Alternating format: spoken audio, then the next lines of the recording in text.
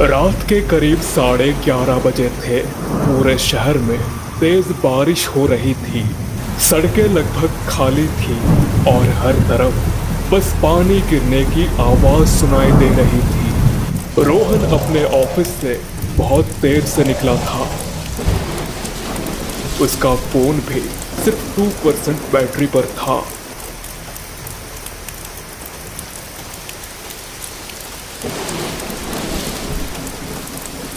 लेकिन उस रात उसे नहीं पता था कि वो जिस ऑटो में बैठने वाला है उसमें पहले से कोई मौजूद है। सड़क के किनारे उसे एक पुराना हरा ऑटो दिखा।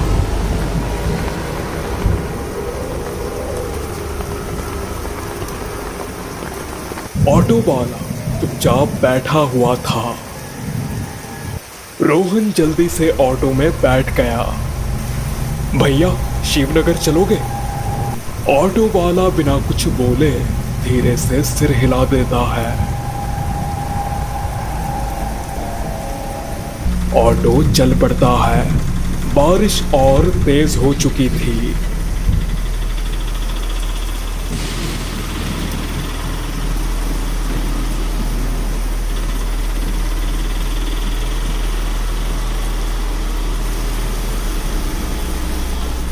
कुछ मिनट बाद रोहन को एहसास हुआ कि ऑटो वाला बार बार बीच वाले शीशे से उसे देख रहा है।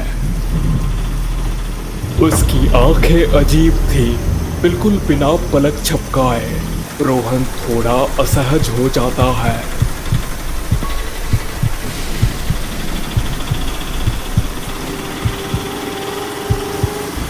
उसने ध्यान हटाने के लिए फोन निकाला, लेकिन तभी फोन बंद हो गया।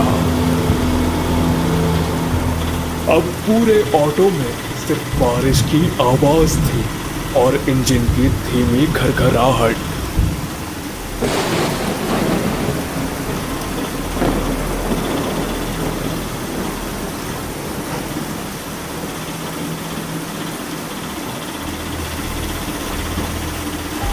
तभी अचानक ऑटो के पीछे से किसी औरत के हंसने की आवाज आई।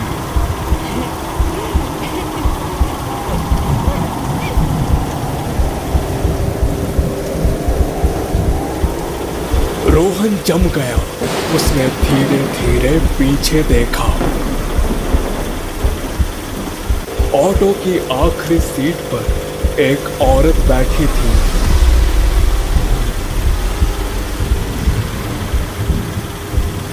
उसके लंबे बाल चेहरे पर चिपके हुए थे।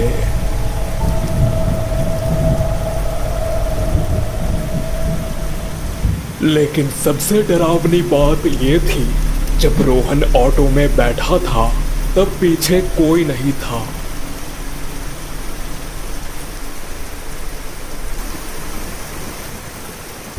रोहन की सांसें तेज हो गई।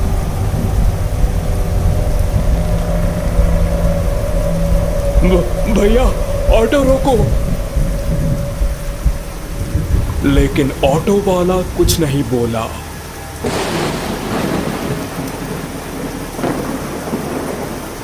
उसने बस स्पीड और बढ़ा दी।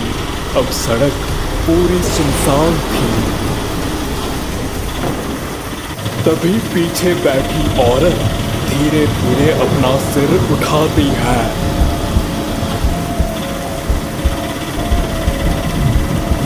उसकी आंखें पूरी सफेद थी और होठों से बस एक ही आवाज निकल रही थी।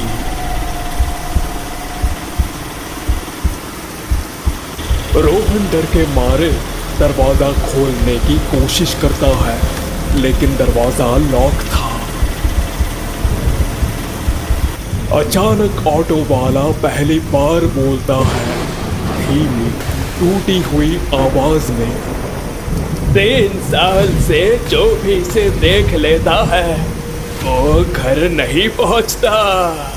रोहन खींच पड़ा।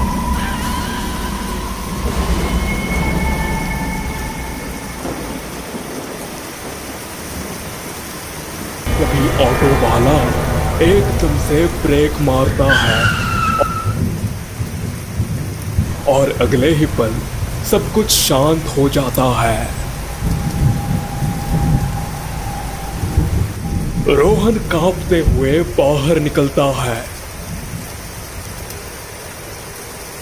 लेकिन बाहर का नजारा देखकर उसके पैरों तले जमीन खिसक जाती है। वो किसी सड़क पर नहीं था, वो एक पुराने वीरान कब्रिस्तान के बीच खड़ा था।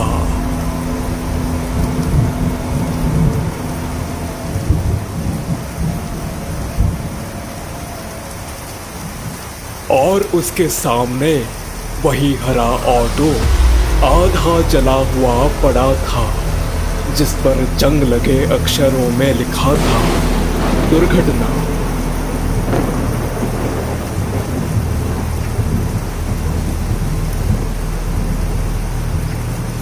तीन साल पहले ड्राइवर और एक महिला की मौके पर मौत।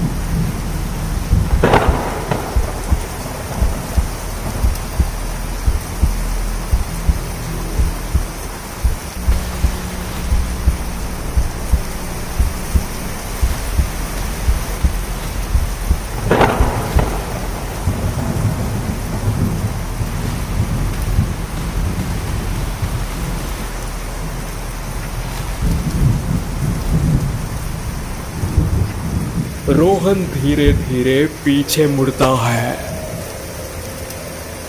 लेकिन पीछे अब कोई नहीं था, ना ऑटो वाला, ना वो औरत।